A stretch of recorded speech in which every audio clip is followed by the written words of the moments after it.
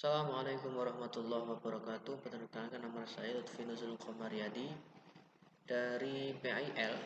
Saya akan menjelaskan artikel kami dengan judul Implementasi Tripusat Pendidikan dalam rangka menjaga stabilitas proses pendidikan pada masa pandemi COVID-19.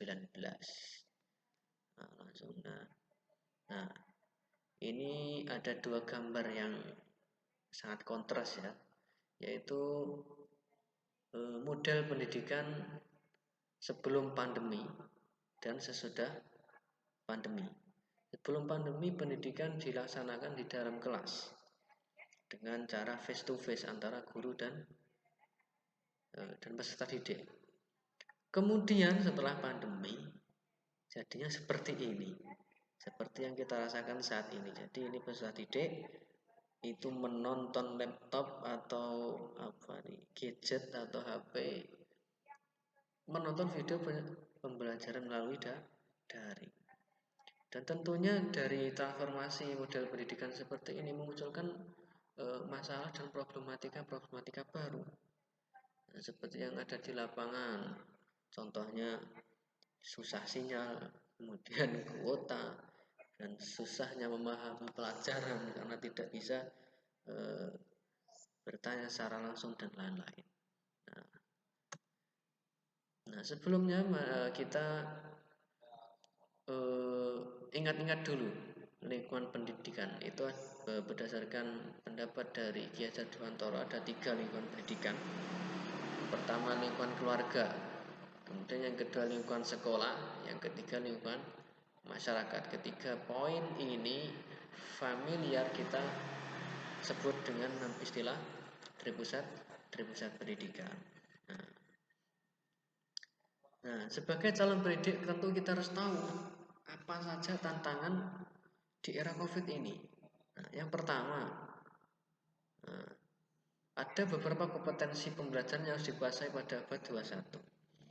Tidak dapat dipungkiri perkembangan zaman itu diiringi dengan perkembangan teknologi yang begitu pesat. Maka kita tidak boleh ketinggalan zaman ya.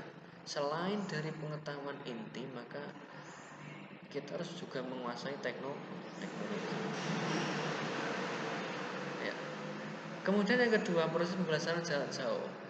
Nah, ini berkaitan dengan bagaimana kita menyampaikan pembelajaran. Bagaimana kita mengelola kelas itu dalam jarak jauh ya. Kemudian yang ketiga, sifat apatisme terhadap pembelajaran jarak jauh. Antara lain karena mahal, tidak efektif, tidak semua orang tua peduli, susahnya dan lain-lain, tidak punya HP. Tidak dapat dipungkiri bahwa saat ini memang realita di lapangan banyak anak-anak yang mulai apatis dengan pendidikannya. Lebih enak jalan-jalan, lebih enak main-main daripada belajar. Bahkan kelihatannya belajar pegang HP seperti ini, ternyata main HP. Nah itu, ini sifat apatis yang harus kita atasi. Nah, sebelumnya ada dua sinergitas dan stabilitas pendidikan. Sinergi dalam Kamus Besar Bahasa Indonesia berarti gabungan atau kegiatan. Jadi kegiatan yang digabungkan secara untuk bekerja sama untuk mencapai tujuan yang sama itu sinergi. Kemudian dalam ranah pendidikan, maka sinergi dapat diartikan sebagai kerjasama yang dilakukan oleh berbagai instansi lembaga, baik itu secara formal maupun lembaga non formal untuk mencapai tujuan pendidikan itu sendiri. Nah, pada dasarnya kunci untuk menjaga stabilitas pendidikan itu melalui bagaimana cara kita memanage ketiga pusat pendidikan tadi, tripusat pendidikan tadi yang meliputi apa? Keluarga, sekolah, dan juga masyarakat. Dengan sinergitas dan manajerisasi pendidikan, maka proses pendidikan mampu kita stabilkan.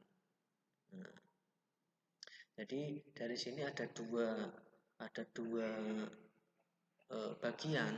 Yang pertama sinergitas antara keluarga sekolah.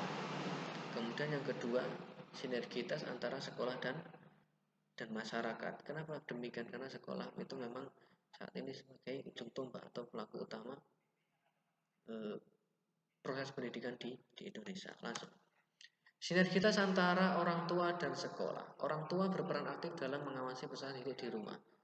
Nah, orang tua itu menyekolahkan anaknya ke sekolah itu biar untuk lebih ringan pekerjaan orang tua, kan orang tua punya pekerjaan yang tidak sedikit.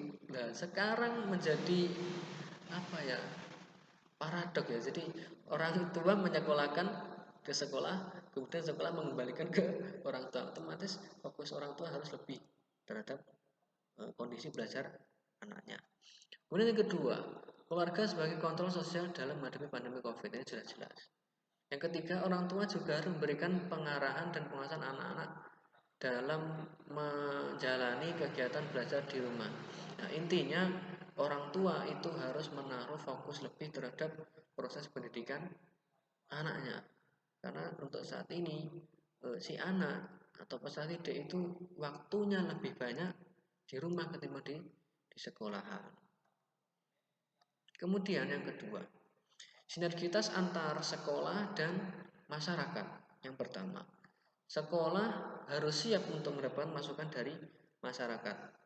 Nah, ini karena memang anak-anak itu saat ini lingkungan belajarnya sudah tidak di sekolah secara optimal ya, karena di rumah melalui pembelajaran daring. Dan ada kemungkinan si anak itu main-main di luar rumah lah, itu otomatis masyarakat juga harus ikut mengontrol eh, pembelajaran dari anak tersebut, karena itu generasi muda kita ya. Kita harus peduli sebagai masyarakat, kita harus peduli bagaimana kondisi generasi muda kita, harus peduli bagaimana generasi muda itu berkembang, utamanya dalam ketika berpendidikan. Nah, ya, anak di sini lebih sering melakukan kegiatan di luar lingkungan sekolah. Nah, itu saja yang dapat saya sampaikan. Eh, jadi kesimpulannya, sinergitas antara pusat pendidikan itu menjadi kunci menjaga stabilitas pendidikan. Karena anak itu belajar jadi tiga lingkungan tersebut. Maka tokoh-tokoh dalam ketiga lingkungan tersebut seperti orang tua, masyarakat, dan guru harus bekerja sama dalam eh, mensukseskan proses pendidikan bagi generasi muda kita. Ya, itu saja yang dapat saya sampaikan. Apabila ada kekurangan, dan mohon maaf. Akhirnya, Assalamualaikum warahmatullahi wabarakatuh.